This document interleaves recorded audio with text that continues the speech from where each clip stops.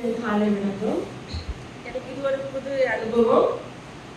பெண்ணின் மைந்தன் மண்ணில் பிறந்து நம் பாவங்களை போக்க மரித்த தினம், வீழ்ச்சியை வென்ற நாள், வெற்றிப்பின் நாள், மகிமையின் நாள், அனைவரின் வாழ்வில் புதிய படைப்பை கொடுத்த நாள், தியானத்தின் நாள், தியாகத்தின் நாள், மகிழ்ச்சியான நாள். எனக்கு என் தேவனே ஏன் என்னை கைவிட்டேன் அந்த இறைவார்த்தை கொடுத்திருக்காங்க. நான் கேட்கல, ஆனா எனக்கு பொருத்தமான இறைவார்த்தை. மத்தேயு 27:45-46-50 நண்பகல் 12 மணி முதல் பிற்பகல் 3 மணி வரை நாடு முழுவதும் இருள் உண்டாயிற்று. 3 மணியளவில் இயேசு ஏலி ஏலி லேமா சபக்தானி, அதாவது என் இறைவா ஏன் என்னை கைவிட்டீர் என்று உரத்த குரலில் கத்தினார்.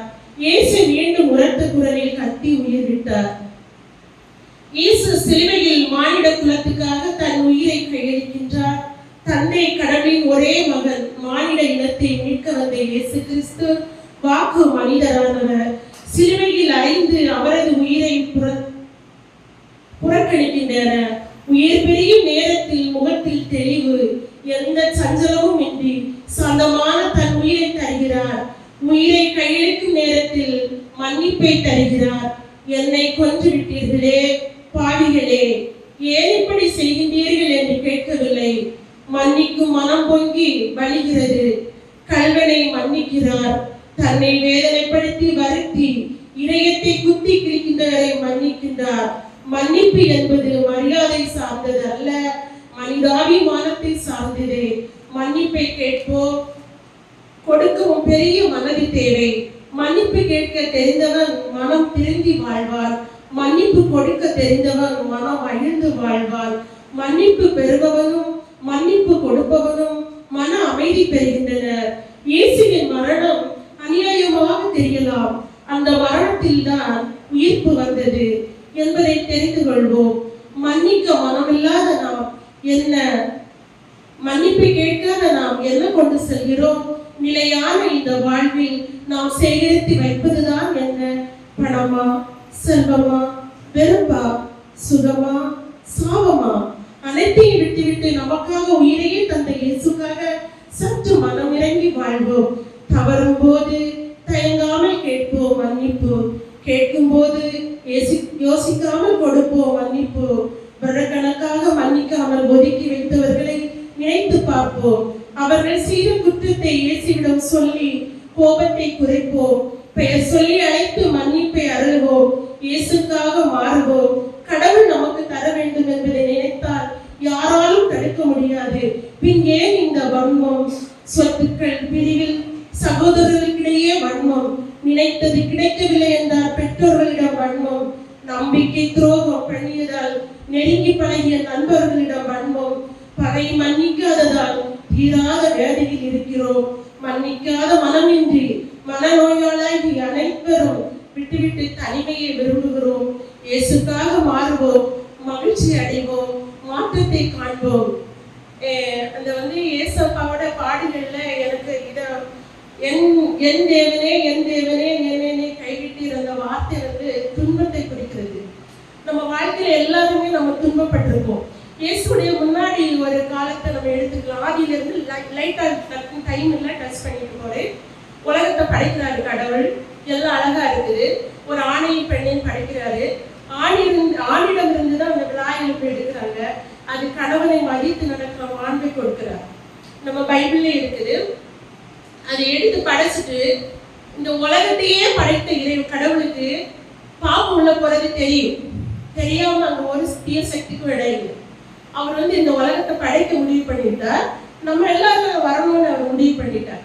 பாம்பு உள்ள போகுது, பேசுது. ஏன் ஒரு ஆண்கிட்ட பேசல அப்படின்னா, நம்ம ஆண்டெல்லாம் கொஞ்சம் விழிப்பா இருப்பாங்க, கொஞ்சம் அவேர்னஸா இருப்பாங்க. ஆனா ஒரு பெண் ஒரு வீட்டுல ஒத்தைக்கு இருக்கிறது தெரிஞ்சுட்டுனா, இப்ப பிசினஸ் பண்றவங்களே பாருங்க, ஆண் குரல் கேட்டா கொஞ்சம் தயங்கி தான் பேசுவாங்க. இல்லைன்னா மேடம் ப்ளீஸ் மேடம் வாங்கிருங்க மேடம், ஐயோ மேடம் இந்த 10 மார்க் கிடைக்கும், 2 மார்க் கிடைக்கும் மேடம், இது எனக்கு 10 ரூபாய் கிடைக்கும் மேடம்னு சொல்லும்போது ஒரு பெண்ணா இங்க நாம இறக்கப்பட்டுருவோம். அதனால அந்த பெண்ணானது அந்த பாம்பு பெண்ணை நாடி செல்கிறது. அப்ப பெண் ஒரு ஆசை உணர்வுகள் எல்லாம் கொஞ்சம் டிஃப்ரெண்ட், இறக்க குணம் அதெல்லாம் கொஞ்சம் டிஃப்ரெண்டான, அதை ஏமாறி கூட ஒரு சில இதுல சொல்லலாம். அப்படி ஏமாற்றப்பட்டு அவங்க அந்த பழத்தை வந்து ஆண்டவர் என்ன சொல்றாங்க, ஒரு மனித உடலை ஒப்படைக்கிறார். நடுமரத்தின் கனியை உண்டாடி அவங்க வந்து அந்த பழத்தை சாப்பிட்ட உடனே ஒரு ஆண் பெண் வித்தியாசம் தெரியுது, உணர்வுகள் தெரியுது. என்னுடைய ஒரு வாழ்க்கைய இனி தன்னுடைய உணர்வுக்காக தன்னையே ஒப்படைக்கிற லெவலுக்கு வருது. அதுதான் ஒரு மனிதனையும் அவர் குறித்து தான் சொல்றாரு. அப்ப சாப்பிடுறாங்க. அப்புறம் அவங்களுக்கு ஆசைகள் வருது, அந்த ஆண் பெண் வித்தியாசம் வருது, வெக்கம் வருது. அப்புறமா அத்திமரத்தின் இலைகளே பண்றாங்க, ஆடையா உடுத்துறாங்க. கடவுளுக்கு தெரியும் அவர் ஏன் டைம் கழிச்சு வந்தாரு. அவருக்கு தெரியாம ஒரு நொடி ஒரு நிமிடம் கடந்து போகாது. நான் பேசுறதா இருக்கட்டு, நான் இங்க வரேன் அப்படியெல்லாம் நான் நினைக்கல. இறைவன் என்ன அழைச்சாரு. எப்பவுமே டைம் கிடைக்கும் போது போகலாம்னு நினைச்சேன். எனக்கு இது பிடிச்சிருந்தது. சரி ஜஸ்ட் போகலாம். என்னாவே கூப்பிட்டாங்க. ஆர்சியா ஓகே, உங்களுக்கு என்ன பேசணுமோ அதை பேசுங்க. அப்ப அந்த இயல்பான ஒரு விஷயத்தை ஏற்றுக்கொள்ற மனப்பக்கம் எனக்கு பிடிச்சது. அதே மாதிரி அந்த ஆதாம் ஏவாள் விஷயமும் அந்த இறைவனுடைய திட்டத்தில் வந்துதான். அதுக்கப்புறம் அவங்க கீழ்ப்படிதல் சொல்வது பரிசுத்த வாழ்க்கையை அவங்க அனுபவிக்கிறாங்க. ஆனா அதை அவங்களால ஏற்றுக்கொள்ள முடியும். இறைவனோடு இருக்கும்போது பரிசுத்த வாழ்க்கையே அந்த பழத்தை சாப்பிடணும். அந்த கோபத்தின் அவங்க வெளியில வர்றாங்க. அப்புறம் அந்த சந்ததிகள் எல்லாம் உருவாகுது. இது ஒரு சைடு இருக்கட்டு. அப்புறம் ஜீசஸ் கடவுள் மனித உருவில் பறக்கணும். அப்ப அது யாரோட பறக்கலாம்? வேல்டுல எவ்வளவு பெண்கள் இருப்பாங்க இல்ல. ஆனா மாதாவை செலக்ட் பண்றாரு. ஏன் மாதாவை செலக்ட் பண்றாருன்னா, அண்ணாள் அவங்களுக்கு வந்து பேபி இல்லை. அப்ப ஆண்டவரோட முறையிடுறாங்க, எனக்கு ஒரு குழந்தை தந்தீங்கன்னா உங்க ஆலயத்திலே பணி செய்யறதுக்கு நான் விட்டுறேன் அப்படின்னு சொல்றாங்க. அப்ப அவங்களுக்கு ஒரு குழந்தை கிடைக்குது. அவங்க பேரு தான் மாதா. 13 வருஷமா அவங்க அந்த ஆலயத்திலே பணி செய்ய ஆரம்பிக்கிறாங்க. அப்படி இருக்கும்போது மாதா ரொம்ப அழகானவங்க. அவங்க மேல ஆண்களுக்கெல்லாம் ஒரு கண்ணு. எப்படியா இந்த பொண்ணுக்கு திருமணம் என்றால் அங்க ஒரு தயாரிப்பு, எல்லா ஆண்களும் கம்பு கொண்டு போகணும். அது வந்து வெள்ளியா இருக்கலாம், தங்கமா இருக்கலாம், வைரமா இருக்கலாம். ஆனா ரொம்ப மேக்கப்ல போவாங்க. அந்த பெண்ணுக்கு யாரை பிடிக்குதோ அவங்கள உடனே திருமணம் பண்ணுவாங்க. அந்த காலத்துல அதுதான்.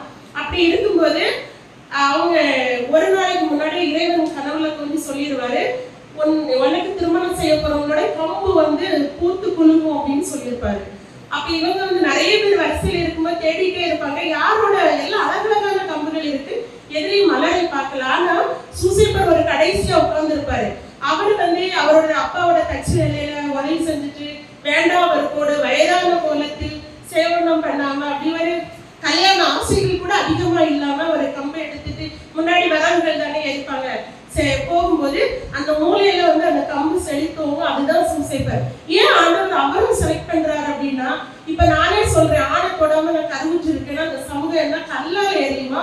எவ்வளவு ப்ரௌனா பேசணுமோ பேசும். ஆனா இப்ப எஜுகேஷன் டைம், எல்லாருமே படிச்சிருக்காங்க, அவேர்னஸ் இருக்கு, கொஞ்சம் வெளி உலகம் தெரியும். ஆனா அந்த காலத்துல முட்டாள்தனமா இருந்திருக்கலாம், படிப்பு இல்லாம இருக்கலாம், அவேர்னஸ் இல்லாம இருக்கலாம். அப்போ ஒரு பெண் கருவுச்சு இருக்கிறான்னா அவங்கள வந்து அந்த சமூகம் நசுக்கப்பட்டிருக்கும், பேசும். ஆனா அந்த வெல்கம் பண்ணி எடுக்கிறது அந்த சூசைப்பரை அவங்களுக்கு அரவணைச்சு அவங்களுக்கு பாதுகாப்பு கொடுத்து இருந்தனால ஆட்சியில எல்லாம் சூசைப்பர் கையில ஒரு கம்பு இருக்கும், அந்த கம்பு பூத்து குலுங்கும்.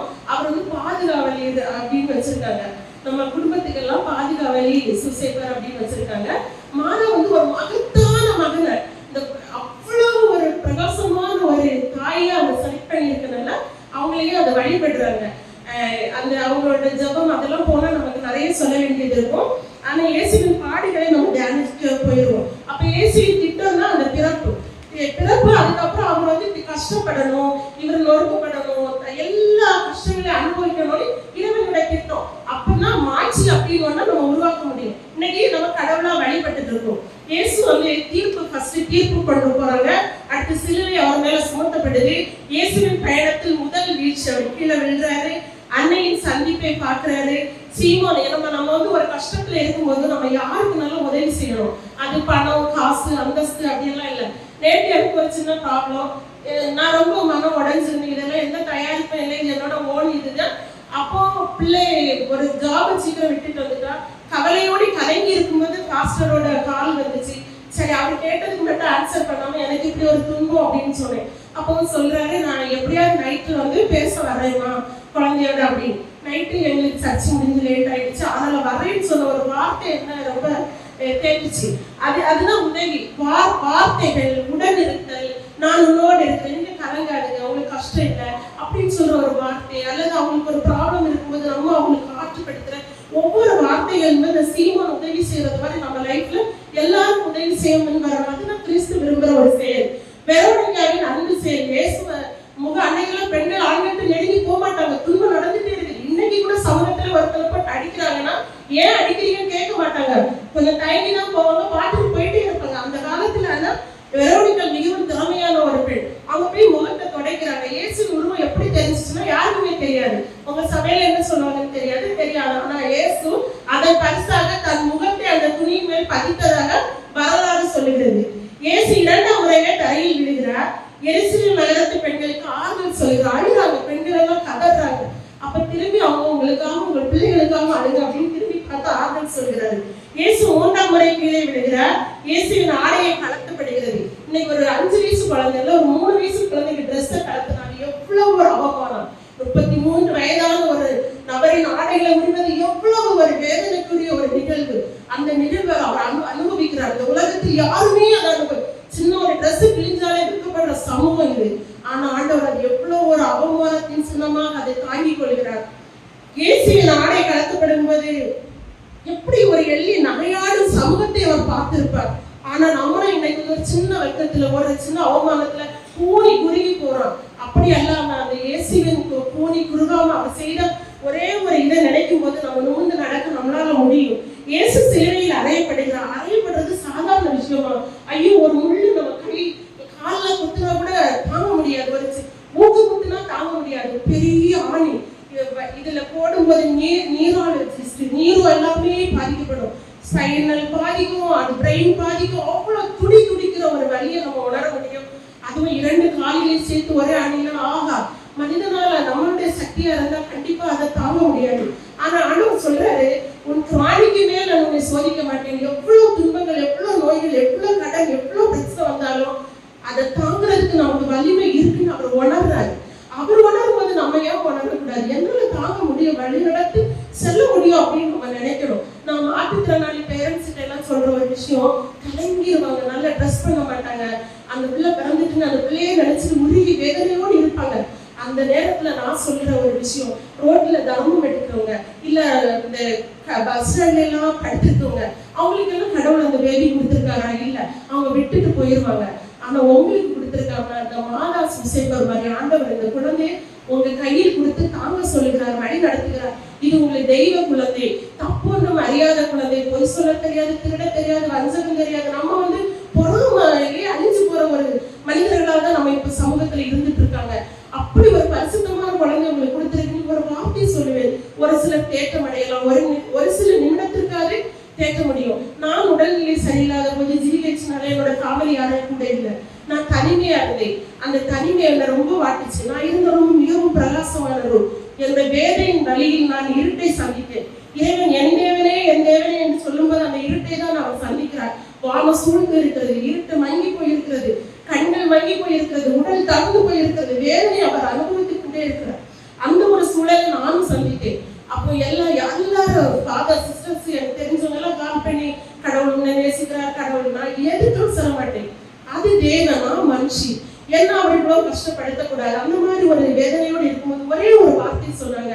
ஒரு ஃபாதர் கால் பண்ணி, உன்னை ரொம்ப நேசிக்கிறாரு கடவுள், அதனால இயேசுவின் பாடுகளின் ஒரு துன்ப பின்னம் உனக்கு அப்படின்னாரு. அப்ப எனக்கு ரொம்ப உயிர் உற்சாகம் இருந்தது. ஆஹா, ஜீசஸோட பாடுகளின் பங்கு வாங்குறதுக்கு நான் பாக்கியம் செய்திருக்கிறவான்னு அந்த துன்ப வேலையை நான் உணர்ந்து நின்றேன். இது இந்த வார்த்தை எனக்கு கொடுக்கும்போது நான் அதை யோசித்தேன். இயேசு சிலுவையில் உயிர் விடுகிறார். அந்த உயிர் விடுறதுக்கு முன்னாடிதான் என் தேவனே ஏன் என்னை கைவிட்டீர் என்று அவர் கண்டிப்பா சொல்லியிருப்பாரு. அந்த ஒரு விஷயத்துல இறைவன் கைவிட்டார். அந்த ஆணி அடையும் போது இறைவன் கைவிட்டாலும் அதை தாங்க முடியாது. அவங்க சாட்டையால் அடிக்கும் போதும் அதை தாங்க முடியாது. துப்பி எள்ளி நகையாடி அப்படி என்ன குற்றம் செய்து விட்டார்? எந்த குற்றமும் செய்யாத போதே இறைவன் அத்தனை வழிகளை, வேதனைகளை, அவமானங்களை நம்மளால ஒரு நொடி கூடாது, ஒரு நிமிடம் கூட அதை ஏற்றுக்கொள்ள முடியாது. ஆனால் அப்பொழுது இறைவன் கைவிடவில்லை. அவர் இந்த வார்த்தை சொல்லும் போது இறைவன் ஒரு நொடி அவரை கைவிட்டு விட்டார். ஏன்னா இறைவன் ஒரு கடவுள் ஒரு நொடி கைவிடவில்லை என்றால் அவர் உயிரை யாராலும் எவராலும் பிரிக்க முடியாது. இந்த தெய்வ சக்தி உலகமே பிரபஞ்சமே நினைத்தாலும் பிரிக்க முடியாது. அடுத்தது அவருடைய திட்டம் செயல்பட முடிகிறது. அவர் உயிர்க்கிறார். 3ஆம் நாள் உயிர் தொடர்ந்த அவர் இன்னைக்கு மாய்ச்சுள்ள ஒரு மனுஷனை வாழ்றாரு. அவரால் எத்தனையோ ஜனங்கள், எத்தனையோ சபைகள், எத்தனையோ போதகர்கள், எத்தனையோ போதகைகள், எவ்வளவு அருள் சகோதரிகள் அப்படி உருவாக்கப்படுறாங்க. அது இது இறைவனின் திட்டம், இறைவனுடைய ஆட்சி. அது தெரியலன்னா ஒரு சாதாரண மனுஷனா போயிடுவாரு. இறந்து உயிர்த்தெழும் போது அவர் அப்படியே நம்மள மாதிரி இறந்து உயிர்த்தெழுந்துட்டாலும் அவர் வந்து சாதாரண மனிதன் தானே, அவருக்கு நமக்கு என்ன டிஃபரெண்ட் அப்படின்னு ஆயிரும். ஆனா கடவுள் அதை விரும்பவில்லை. அவர் ஆட்சிப்படுத்தினார், அவரை அபிஷேகம் பண்ணினார், அவர் மூலம் நாம் அபிஷேகம் பெற காத்திருந்தது. சிலுவை அவமானத்தின் அடையாளமாக கருதப்பட்ட சிலுவையை அவமானத்தின் அடையாளமாக்கி பிரபஞ்சமே சிலுவையின் முன் மண்டியிட்டு வணங்க செய்தார் இயேசு. வன்முறையை வழிமுறையாய் கொண்டவர்கள் இயேசுவுக்கு சிலுவையில் மரணத்தை தந்தார்கள். இயேசுவோ சிலுவையில் கருணையை தந்தார். இயேசு என்னும் ஆளுமை தோட்டம் இல்லாமல் துவங்கியது. வராட்டு வசந்தமாய் இறங்கி வந்தார். தண்டனையின் கருவி மீட்பின் கருவியாய் உருமாறியது. மீட்பு சாத்தியம் என்பதை உணர்ந்தவர்களாய் இயேசு புனித சிலுவையை அவர்களின் ஆசி பெற நாம் வணங்கி வருகிறோம். இயேசுக்குள் மிகவும் பிரியமான அன்பு சகோதர சகோதரிகளே, கல்லறை முதல் கல்லறை வரை ஒரே ஒரு முறை வாழும் வாழ்வு இறைவன் நமக்கு தந்த மாபெரும் கொடை. இயேசுவின் திருசிலுவை என்னும் ஒற்றை சொல் இயேசுவின் வாழ்வின் அர்த்தம் பற்றி சொல்லிக் கொடுக்கின்றன. இயேசுவின் பாடுகளை சிந்தித்து நம் சிந்தனைகளை சீர்படுத்துவோம். இயேசுவுக்கு சிலுவை சாவு தீர்ப்பளிக்கப்படுகிறது. என்ன தவறு செய்தார் இயேசு? அவரை சிலுவையில் அறைந்து கொள்வதற்கா? கண்டுபிடித்து குற்றம் தான் என்ன? உண்மை என்பது என்ன என்று தெரியாத பிலாத்துக்கு இயேசுவின் மகத்துவம் என்று தெரிய போகிறது. மனித மாண்பை சிதைக்கும் செயல் இது. ஆனால் இயேசு மறுக்கவில்லை. நீங்கள் என்னை தீர்ப்பாயினும் கொடுங்கள், இது என் தந்தையின் திட்டம், நான் செயல்படுவேன் என்ற கடமை உணர்வு மேலோங்கி இருந்தது. அவர்கள் ஒரு முள்முடி பின்னி அவரது தலையின் மேல் வைத்து அவருடைய வலக்கை ஒரு கோலை கொடுத்து அவர் ஒரு முழந்தால் படியிட்டு யுகரின் அரசே வாழ்க வாழ்க என்று சொல்லி ஏளனம் செய்தனர். அவர் மேல் உமிழ்ந்து துப்பினர். அக்கோலை எடுத்து அவருடைய தலையில் அடித்தனர். அவரை ஏளனம் செய்த பின் அவர் மேல் இருந்த கலர் அங்கியை களைச்சி விட்டு ஏளனம் செய்தனர். சிலுவை சுமந்து சென்ற இயேசுவின் முகத்தில் இரத்த கரை, தலையில் சூட்டப்பட்ட முள்முடி கிரீடத்தில் ரத்தம் வழிந்தோடுகிறது. சிலுவையின் பாரத்தால் இயேசுவின் துளியும் இரத்த வியர்வையும் போட்டி போட்டுக் கொண்டு ஓடியதால் இயேசுவின் முகம் அகோரமாக காட்சி அளிக்கிறது. இதெல்லாம் நம்ம மன்னிக்கணும். எல்லாரையும் மன்னிக்கிற ஒரு மனநிலை வேணும். நிலையில்லாத இந்த உலகில் நாம் சேகரிப்பதுதான் என்ன? பணமா, செல்வமா, வெறுப்பா, சுகமா, சாபமா, அனைத்தையும் மன்னித்து வாழும் மனப்பக்குவத்தை நாம் பெற்றுக்கொள்வோம். என் நிறைவாய் ஏனென்னை கைவிட்டு யோவான் 2:4 ஆண்டவர் சொல்கிறார். ஆனா ஒரு திருமணத்துல அம்மா வந்து சொல்றாங்க, திராட்சரசம் தீங்கு பெற்றுமோனே அப்படின்னு.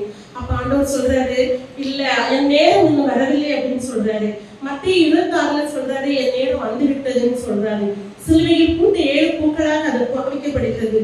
மன்னிப்பு, ரட்சிப்பு, பராமரிப்பு, அங்கலாய்ப்பு, தவிப்பு, அர்ப்பணிப்பு, ஒப்புவிப்பு. இந்த ஒப்புவிப்பு தான் அந்த வார்த்தை. எவரது குற்றம் மன்னிக்கப்பட்டதோ, எவரது பாவம் மறைக்கப்பட்டதோ அவர் பெயர் பெற்றவர். நம்ம எல்லாரையும் மன்னிக்கணும் அப்படின்னு ஆண்டவர் சொல்றாரு. மன்னிப்பு வந்து சாதாரண விஷயம் கிடையாது. எல்லாரையும் மன்னிக்கிறது ரொம்ப ரொம்ப கஷ்டமான விஷயம். எல்லாரும் சொல்லுவாங்க சாரி. மனதார மன்னிக்கிறது ஒரு தாழ்ச்சி வேணும். அந்த தாழ்ச்சியை இறைவன் நமக்கு கடைசி ஆவணவின் போது கொடுக்கிறாரு. இடையில கச்சை கட்டுறாரு. இடையில கச்சை கட்டுறது அடிமைகளின் மீது. அப்படி கச்சை கட்டி அரசாங்கம் எதுவா இருந்தாலும் ஒரு ஆட்சி செய்யற இடத்துலயும் அப்படின்னு தலைவணங்கி நிற்கிற பணியாளர்களை நம்ம பார்த்திருப்போம். அதுக்கு முன்மாதிரி ஜீசஸ்.